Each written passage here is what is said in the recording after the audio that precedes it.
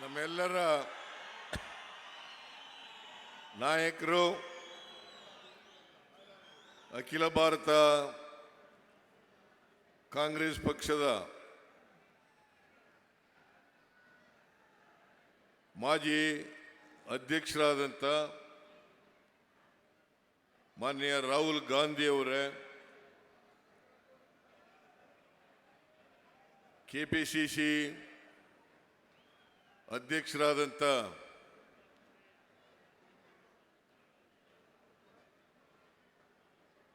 ಶ್ರೀ ಡಿ.ಕೆ. ಶಿವಕುಮಾರ್ ಅವರೇ, ಈ ಜಿಲ್ಲೆಯ ಉಸ್ತುವಾರಿ ಸಚಿವರು, ಆತ್ಮೀಯರು ಆದಂಥ ಶ್ರೀ ಚೆಲುವರಾಯ ಸ್ವಾಮಿ ಅವರೇ, ಮಂಡ್ಯ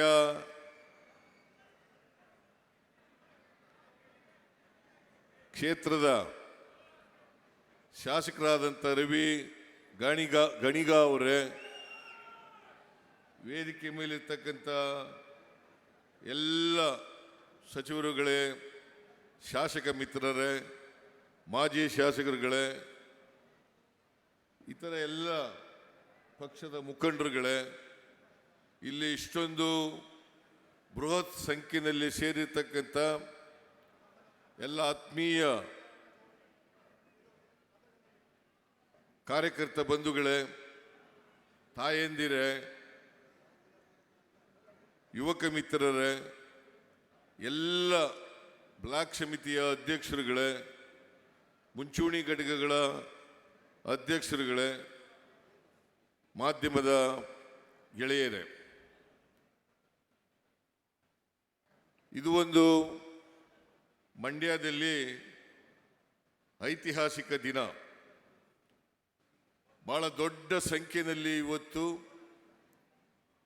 ಈ ಸಮಾವೇಶದಲ್ಲಿ ಭಾಗವಹಿಸಿ ರಾಹುಲ್ ಗಾಂಧಿ ಅವರಿಗೆ ಸ್ವಾಗತವನ್ನು ಕೋರಲಿಕ್ಕೆ, ಅವರಿಗೆ ಶಕ್ತಿಯನ್ನು ಕೊಡಲಿಕ್ಕೆ ನೀವು ದೊಡ್ಡ ಪ್ರಮಾಣದಲ್ಲಿ ಇಲ್ಲಿ ಸೇರಿದ್ದೀರಿ. ನಿಮ್ಮೆಲ್ಲರಿಗೂ ಕೂಡ ಪಕ್ಷದ ವತಿಯಿಂದ ಧನ್ಯವಾದಗಳನ್ನು ಹೇಳಲಿಕ್ಕೆ ಬಯಸ್ತಾ ಇದ್ದೇನೆ. 26ನೇ ತಾರೀಕು ಲೋಕಸಭೆಗೆ ಚುನಾವಣೆ, ಕರ್ನಾಟಕದಲ್ಲಿ ಮೊದಲನೇ ಹಂತದ ಚುನಾವಣೆ ನಡೀತಾ ಇದೆ.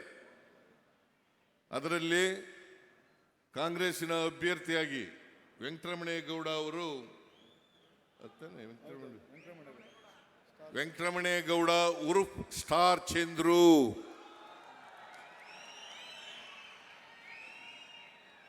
ಅವರು ನಮ್ಮ ಪಕ್ಷದಿಂದ ಅಭ್ಯರ್ಥಿಯಾಗಿ ಸ್ಪರ್ಧೆ ಮಾಡಿದ್ದಾರೆ. ನನಗೆ ಇರ್ತಕ್ಕಂಥ ಮಾಹಿತಿ ಪ್ರಕಾರ ಮಂಡ್ಯದಲ್ಲಿ 100ಕ್ಕೆ 100 ಪೂರ್ವದಲ್ಲಿ ಸೂರ್ಯ ಹುಟ್ಟದು ಎಷ್ಟು ಸತ್ಯನೋ ಅಷ್ಟೇ ಸತ್ಯ ವೆಂಕಟರಮಣೇಗೌಡ ಗೆಲ್ತಕ್ಕಂಥದ್ದು ಅಂತಕ್ಕಂಥ ಮಾತುಗಳನ್ನು ಹೇಳಲಿಕ್ಕೆ ಬಯಸ್ತಾ ಇದ್ದೇನೆ. ಕಳೆದ ಲೋಕಸಭಾ ಚುನಾವಣೆಯಲ್ಲಿ ಕುಮಾರಸ್ವಾಮಿ ಅವರು ಇವತ್ತೇನು ಅಭ್ಯರ್ಥಿಯಾಗಿದ್ದಾರೆ, ಅವ್ರ ಮಗನನ್ನೇ ಅಭ್ಯರ್ಥಿಯನ್ನಾಗಿ ಮಾಡಿದ್ರು. ಕುಮಾರಸ್ವಾಮಿ ಅವರು ಮುಖ್ಯಮಂತ್ರಿ ಇದ್ರು, ಆದರೂ ಕೂಡ ಸುಮಲತಾ ಗೆದ್ರು, ಕುಮಾರಸ್ವಾಮಿ ಮಗ ಗೆಲ್ಲಲಿಕ್ಕೆ ಸಾಧ್ಯ ಆಗಲಿಲ್ಲ, ಗೆಲ್ಲಿಸ್ಲಿಕ್ಕೂ ಕೂಡ ಸಾಧ್ಯ ಆಗಲಿಲ್ಲ ಅಂತಕ್ಕಂಥದ್ದನ್ನು ತಾವೆಲ್ಲ ತಿಳ್ಕೊಂಡಿದ್ದೀರಿ. ಆದ್ದರಿಂದ ಈ ಬಾರಿ ಕುಮಾರಸ್ವಾಮಿ ಅವರು ಚನ್ನಪಟ್ಟಣದಿಂದ ಶಾಸಕರು, ಅವರು ಅಲ್ಲೇ ಗ್ರಾಮೀಣ ಲೋಕಸಭಾ ಕ್ಷೇತ್ರದಿಂದ ನಿಲ್ಬೋದಾಗಿತ್ತು. ಆದರೆ ಅಲ್ಲಿ ನಿಲ್ಲಿಕ್ಕಾಗ್ದೇನೆ ಅಲ್ಲಿ ಸೋಲ್ತೀವಿ ಅಂತಕ್ಕಂಥ ಭಯದಿಂದ ಮಂಡ್ಯಕ್ಕೆ ಬಂದಿದ್ದಾರೆ. ಇಲ್ಲಿ NDA ಅಭ್ಯರ್ಥಿಯಾಗಿ ಸ್ಪರ್ಧೆ ಮಾಡಿದ್ದಾರೆ. ನಾನು ನಿಮ್ಮಲ್ಲಿ ಅತ್ಯಂತ ಕಳಕಳಿಯಿಂದ ಪ್ರಾರ್ಥನೆ ಮಾಡ್ತಕ್ಕಂಥದ್ದು, ಕುಮಾರಸ್ವಾಮಿ ಅವರನ್ನ ಮಂಡ್ಯ ಲೋಕಸಭಾ ಕ್ಷೇತ್ರದಲ್ಲೂ ಕೂಡ ಸೋಲಿಸಿ ಅವರನ್ನು ಮನೆಗೆ ಕಳಿಸ್ತಕ್ಕಂಥ ಕೆಲಸವನ್ನು ನೀವು ಮಾಡಬೇಕು ಅಂತೇಳಿ ನಿಮ್ಮಲ್ಲಿ ಅತ್ಯಂತ ವಿನಯಪೂರ್ವಕವಾಗಿ ನಾನು ಮಾಡಲಿಕ್ಕೆ ಬಯಸ್ತಾ ಇದ್ದೇನೆ. ಇವತ್ತು ಲೋಕಸಭಾ ಚುನಾವಣೆಯಲ್ಲಿ ಸತ್ಯ ಮತ್ತು ಸುಳ್ಳು ಇವುಗಳ ನಡುವೆ ನಡೀತಕ್ಕಂಥ ಸಂಘರ್ಷ ಇದು. ನರೇಂದ್ರ ಮೋದಿಯವರು ಪ್ರಧಾನಮಂತ್ರಿಯಾಗಿ 10 ವರ್ಷಗಳಾಯಿತು. ಈ 10 ವರ್ಷಗಳಲ್ಲಿ 2014ರಲ್ಲಿ ಏನೇನು ಈ ದೇಶಕ್ಕೆ ಭರವಸೆಗಳನ್ನು ಕೊಟ್ಟಿದ್ರು ಆ ಯಾವ ಭರವಸೆಗಳನ್ನು ಕೂಡ ಈಡೇರಿಸಲಿಕ್ಕೆ ಸಾಧ್ಯ ಆಗಲಿಲ್ಲ. 15 ಲಕ್ಷ ತಗೊಬಂದು ಪ್ರತಿ ಒಬ್ಬರ ಅಕೌಂಟ್ಗೆ ಹಾಕ್ತೀನಿ ಅಂದರು. ಇವತ್ತಿನವರೆಗೆ ಮಾಡೋಕ್ಕಾಗಲಿಲ್ಲ. 10 ವರ್ಷಗಳಲ್ಲಿ ರೈತರ ಆದಾಯವನ್ನು ದುಪ್ಪಟ್ಟು ಮಾಡ್ತೀನಿ ಅಂತ ಹೇಳಿದ್ರು, ಅದನ್ನೂ ಮಾಡೋಕ್ಕಾಗಲಿಲ್ಲ. ರೈತರ ಬೆಲೆಗಳನ್ನು ರೈತರು ಪಡ್ತಕ್ಕಂಥ ಕಷ್ಟ, ಅವರ ಆಹಾರ ಪದಾರ್ಥಗಳಿಗೆ ಸ್ವಾಮಿನಾಥನ್ ವರದಿಯನ್ನು ಜಾರಿಗೆ ಕೊಡ್ತೀನಿ ಅಂತ ಹೇಳಿದ್ರು, ಅದನ್ನೂ ಕೂಡ ಮಾಡಲಿಲ್ಲ. ಇವತ್ತವರೆಗೆ ರೈತರ ಸಾಲ ಮನ್ನಾ ಮಾಡ್ತಕ್ಕಂಥ ಕೆಲಸವನ್ನು ಮಾಡಲಿಲ್ಲ ಅವರು. ಹಾಗಾಗಿ ಬೆಲೆ ಏರಿಕೆ ಗಗನಕ್ಕೆ ಹೋಯಿತು. ಪೆಟ್ರೋಲ್, ಡೀಸೆಲ್, ಗ್ಯಾಸ್, ಗೊಬ್ಬರ ಎಲ್ಲವೂ ಕೂಡ ಮೇಲೂ ಕೊಟ್ಟೋದು. ಆದರೂ ಕೂಡ ನರೇಂದ್ರ ಮೋದಿಯವರು ಹೇಳ್ದಂತೆ ಅಚ್ಚೇ ದಿನ ಆಯೇಗ ಅಂತಂದ್ರು. ಒಳ್ಳೆಯ ದಿನಗಳು ಬರ್ತವೆ ಕರ್ನಾಟಕ ಇಡೀ ದೇಶದಲ್ಲಿ ಅಂತಕ್ಕಂಥ ಮಾತುಗಳನ್ನು ಹೇಳಿದ್ರು. ಒಳ್ಳೆಯ ದಿನಗಳು ಇವತ್ತಿನವರೆಗೂ ಕೂಡ 10 ವರ್ಷಗಳಾದರೂ ಕೂಡ ಬರಲಿಲ್ಲ. ಸಾಮಾನ್ಯ ಜನ, ಬಡವರು ಇವತ್ತು ಜೀವನ ನಡೆಸ್ತಕ್ಕಂಥದ್ದು ಬಹಳ ಕಷ್ಟ ಆಗಿದೆ ಅಂತೇಳಿ ನಾನು ಮತ್ತು DK ಶಿವಕುಮಾರ್ ಮತ್ತು AICC ನಾವೆಲ್ಲರೂ ಕೂಡ ಮಾತಾಡಿ ಜನರಿಗೆ ಅವರ ಕೈಗೆ ಹಣವನ್ನು ಕೊಡಬೇಕು, ಅವರಿಗೆ ಆರ್ಥಿಕವಾಗಿ ಸಾಮಾಜಿಕವಾಗಿ ಶಕ್ತಿಯನ್ನು ತುಂಬಬೇಕು ಅನ್ನೋ ಕಾರಣಕ್ಕೋಸ್ಕರವಾಗಿ ಇವತ್ತು ನಾವು 5 ಗ್ಯಾರಂಟಿಗಳನ್ನು ಚುನಾವಣೆ ಪೂರ್ವದಲ್ಲಿ ಘೋಷಣೆ ಮಾಡಿದ್ದು. ನಾವು ಅಧಿಕಾರಕ್ಕೆ ಮೇ 20ನೇ ತಾರೀಕು ಬಂದು, ಮೇ 20ನೇ ತಾರೀಕಿಗೆ ನಾನು DK ಶಿವಕುಮಾರ್ ಇತರ ಕೆಲವು ಮಂತ್ರಿಗಳು ಸೇರಿ ಪ್ರಮಾಣ ವಚನ ಸ್ವೀಕಾರ ಮಾಡೋದು. ಅಲ್ಲಿಂದ ನೇರವಾಗಿ ವಿಧಾನಸೌಧಕ್ಕೆ ಹೋಗಿ ಕ್ಯಾಬಿನೆಟ್ನಲ್ಲಿ ಆದೇಶವನ್ನು ಮಾಡೋದು. 5 ಗ್ಯಾರಂಟಿಗಳನ್ನು ಕೂಡ ಜಾರಿಗೆ ಕೊಡ್ತೇವೆ, 5 ಗ್ಯಾರಂಟಿಗಳನ್ನು ಕೂಡ ಜಾರಿಗೆ ಕೊಡ್ತೇವೆ. ಶಕ್ತಿ ಯೋಜನೆ ಜೂನ್ 11ಕ್ಕೆ ಪ್ರಾರಂಭ ಮಾಡೋದು. ಜೂನ್ 11ಕ್ಕೆ ಜುಲೈ ತಿಂಗಳಲ್ಲಿ ಅನ್ನಭಾಗ್ಯ, ಗೃಹ ಜ್ಯೋತಿ ಕಾರ್ಯಕ್ರಮಗಳನ್ನು ಘೋಷಣೆ ಮಾಡೋದು, ಅದಕ್ಕೆ ಚಾಲನೆಯನ್ನು ಕೊಟ್ಟು, ಆಮೇಲೆ ಗೃಹ ಲಕ್ಷ್ಮಿ ಯೋಜನೆಯನ್ನು ಮೈಸೂರಿನಲ್ಲಿ ಆಗಸ್ಟ್ ತಿಂಗಳಲ್ಲಿ ಅದನ್ನು ಘೋಷಣೆ ಮಾಡಿ ಜಾರಿಗೆ ಕೊಡ್ತಕ್ಕಂಥ ಕೆಲಸವನ್ನು ಮಾಡೋದು. ಹಾಗೆಯೇ ವಿವೇಕಾನಂದರ ಜನ್ಮದಿನದಂದು ಶಿವಮೊಗ್ಗದಲ್ಲಿ ಯುವ ನಿಧಿ ಕಾರ್ಯಕ್ರಮಕ್ಕೆ ಚಾಲನೆಯನ್ನು ಕೊಡ್ತಕ್ಕಂಥ ಕೆಲಸವನ್ನು ಮಾಡೋದು. ಈ 8-10 ತಿಂಗಳಲ್ಲಿ ಎಲ್ಲ ಗ್ಯಾರಂಟಿಗಳನ್ನು ಕೂಡ ಜಾರಿಗೆ ಕೊಡ್ತಕ್ಕಂಥ ಕೆಲಸವನ್ನು ಮಾಡಿದ್ದೇವೆ. ಬರೀ ಜಾರಿಗೆ ಕೊಡಲಿಲ್ಲ, ಆ ಎಲ್ಲ ಕಾರ್ಯಕ್ರಮಗಳು ಕೂಡ ಜನರನ್ನ ಮುಟ್ಟಿದ್ದಾವೆ ಅಂತಕ್ಕಂಥದ್ದನ್ನು ಇವತ್ತು ನಾವು ತಿಳ್ಕೋಬೇಕಾಗ್ತದೆ. ಸುಮಾರು ಶಕ್ತಿ ಯೋಜನೆಯಲ್ಲಿ 1,91,00,000 ಮಹಿಳೆಯರು ಫ್ರೀಯಾಗಿ ಟ್ರಾವೆಲ್ ಮಾಡ್ತಕ್ಕಂಥ ಕೆಲಸವನ್ನು ಮಾಡಿದ್ದೇವೆ. 1,91,00,000 ಜನ. ಜೊತೆಗೆ ಗೃಹಲಕ್ಷ್ಮಿ ಯೋಜನೆಯಲ್ಲಿ 1,17,00,000 ಮಹಿಳಾ ಯಜಮಾನಿಗೆ ತಿಂಗಳಿಗೆ 2,000 ರೂಪಾಯಿ ಸಿಕ್ಕ ರೀತಿ ಮಾಡಿದ್ದೀವಿ. ಇವತ್ತು ಬಹುತೇಕ ಎಲ್ಲ ಗೃಹಗಳಲ್ಲಿ ಗೃಹ ಜ್ಯೋತಿ ಯೋಜನೆಯನ್ನು ಜಾರಿ ಮಾಡಿ ಇವತ್ತು 200 ಯೂನಿಟ್ವರೆಗೆ ಫ್ರೀ ಕರೆಂಟನ್ನು ಕೊಡ್ತಕ್ಕಂಥ ಕೆಲಸವನ್ನು ಮಾಡಿದ್ದೀವಿ. ಇದರಿಂದ ಬಹಳ ಜನ ಬಡವರಿಗೆ ಅನುಕೂಲ ಆಗಿದೆ ಅಂತಕ್ಕಂಥದ್ದು ತಿಳ್ಕೋಬೇಕಾಗ್ತದೆ.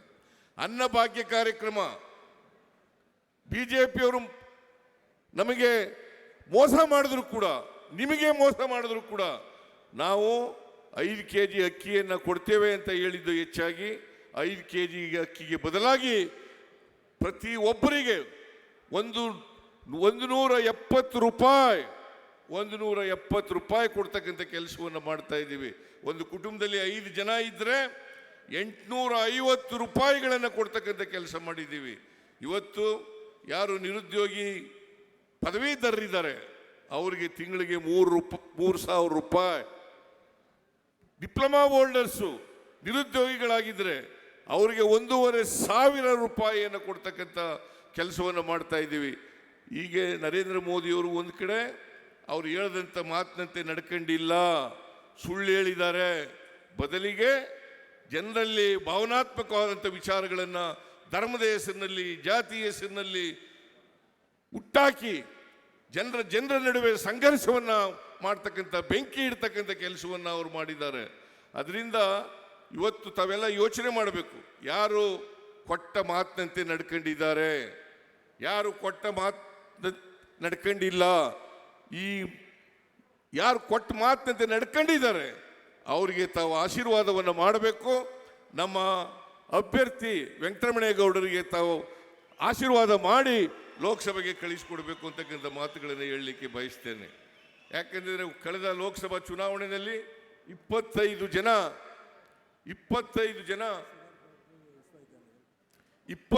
ಜನ ಬಿಜೆಪಿಯ ಶಾಸಕರು ಗೆದ್ದಿದ್ರು. ಇಲ್ಲಿ ಸುಮಲತಾ ಗೆದ್ದಿದ್ದಂಥವರು ಕೂಡ ಬಿಜೆಪಿ ಸೇರ್ಕೊಂಡ್ರು. ಈಗ ಕುಮಾರಸ್ವಾಮಿಯವರ ಅಣ್ಣನ ಮಗ ಪ್ರಜ್ವಲ್ ರೇವಣ್ಣ ಅವರು ಕೂಡ ಬಿಜೆಪಿ ಸೇರ್ಕೊಂಡಿದ್ದಾರೆ. 27 ಜನ ಆದರೂ ಕರ್ನಾಟಕಕ್ಕೆ ಆಗಿರ್ತಕ್ಕಂಥ ಅನ್ಯಾಯದ ಬಗ್ಗೆ ಒಂದು ದಿನ ಬಾಯಿ ಬಿಡಲಿಲ್ಲ. ಕನ್ನಡಿಗರಾದಂಥ ಅನ್ಯಾಯವನ್ನ ಕೇಳಲಿಕ್ಕೆ ಆಗಲೇ ಇರ್ತಕ್ಕಂಥವ್ರು ಲೋಕಸಭೆಗೆ ಯಾಕೆ ಹೋಗ್ಬೇಕು ಅಂತಕ್ಕಂಥ ಪ್ರಶ್ನೆ ನಿಮ್ಮ ಮುಂದೆ ಇದೆ. ಅದರಿಂದ ನಿಮ್ಮ ಧ್ವನಿಯಾಗಿ ಇಡೀ ಕರ್ನಾಟಕದ ರೈತರ ಸಮಸ್ಯೆಗಳನ್ನ ಪ್ರಸ್ತಾಪ ಮಾಡ್ತಕ್ಕಂಥ, ಬಡವರ ಸಮಸ್ಯೆಗಳ ಬಗ್ಗೆ ಪ್ರಸ್ತಾಪ ಮಾಡ್ತಕ್ಕಂಥ, ದಲಿತರ ಸಮಸ್ಯೆಗಳ ಪ್ರಸ್ತಾಪ ಮಾಡ್ತಕ್ಕಂಥ, ಹಿಂದುಳಿದವರು, ಅಲ್ಪಸಂಖ್ಯಾತರು, ಇವರೆಲ್ಲರ ಸಮಸ್ಯೆಗಳನ್ನು ಪ್ರಸ್ತಾಪ ಮಾಡ್ತಕ್ಕಂಥವ್ರಾಗಬೇಕು.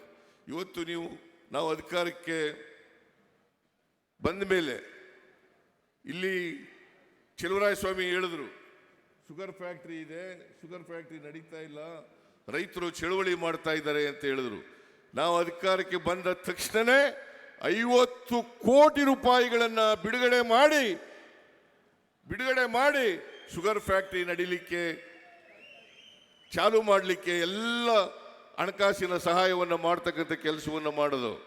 ಈ ವರ್ಷ ನಾನು ಬಜೆಟ್ನಲ್ಲಿ ಹೇಳಿದ್ದೀನಿ, ಶುಗರ್ ಫ್ಯಾಕ್ಟ್ರಿ ಪದೇ ಅದು ರಿಪೇರಿಗೆ ಬಂದು ಅದಕ್ಕೆ ಹಣ ಕೊಟ್ಟು ಅದಕ್ಕೆ ಹೊಸ ಶುಗರ್ ಫ್ಯಾಕ್ಟ್ರಿಯನ್ನ ಅದೇ ಸ್ಥಳದಲ್ಲಿ, ಎಲ್ಲಿ ಶುಗರ್ ಫ್ಯಾಕ್ಟ್ರಿ ಇದೆ ಅದೇ ಸ್ಥಳದಲ್ಲಿ ಹೊಸ ಶುಗರ್ ಫ್ಯಾಕ್ಟ್ರಿಯನ್ನ ಕಟ್ಟಲಿಕ್ಕೆ, ಪ್ರಾರಂಭ ಮಾಡಲಿಕ್ಕೆ, ನಿರ್ಮಾಣ ಮಾಡಲಿಕ್ಕೆ ನಾವು ಈಗಾಗಲೇ ಕ್ರಮ ತಗೊಂಡು ಬಜೆಟ್ನಲ್ಲಿ ಘೋಷಣೆ ಮಾಡಿದ್ದೇನೆ ಅಂತಕ್ಕಂಥದ್ದನ್ನು ಕೂಡ ತಿಳ್ಕೋಬೇಕಾಗ್ತದೆ.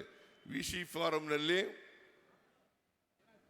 ಸ್ವಾಮಿ ಅವರು ಹೇಳಿದ್ರು, ನರೇಂದ್ರ ಸ್ವಾಮಿ ಅವರು ಹೇಳಿದ್ರು, ಒಂದು ಅಗ್ರಿಕಲ್ಚರ್ ಯೂನಿವರ್ಸಿಟಿನ ಮಾಡಬೇಕು. ಮಂಡ್ಯದಲ್ಲಿ ಕೃಷಿ ಪ್ರಧಾನವಾದಂಥ ಜಿಲ್ಲೆ ಇದು ಮಂಡ್ಯ. ಅದಕ್ಕೋಸ್ಕರವಾಗಿ ಇಲ್ಲಿ ಒಂದು ಅಗ್ರಿಕಲ್ಚರಲ್ ಕಾಲೇಜನ್ನು ಮಾಡಲೇಬೇಕು, ವಿಸಿ ಫಾರಂನಲ್ಲಿ ಜಾಗ ಇದೆ ಅಂತಕ್ಕಂಥ ಮಾತುಗಳನ್ನು ಹೇಳಿದ್ರು.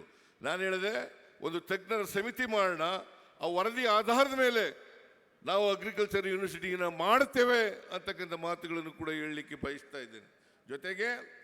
ಜೊತೆಗೆ KRSನಲ್ಲಿ ಅದು ಒಂದು ಪ್ರೇಕ್ಷಣೀಯ ಸ್ಥಳವಾಗಿ ಮಾಡ್ತಕ್ಕಂಥ ಪ್ರಯತ್ನವನ್ನು ಕೂಡ ಇವತ್ತು ಕೋಟ್ಯಾಂತರ ರೂಪಾಯಿ ಅದಕ್ಕೆ PPP ಮಾದರಿನಲ್ಲಿ ಮಾಡ್ತಕ್ಕಂಥ ಪ್ರಯತ್ನವನ್ನು ಕೂಡ ಮಾಡ್ತಾ ಇದ್ದೇವೆ.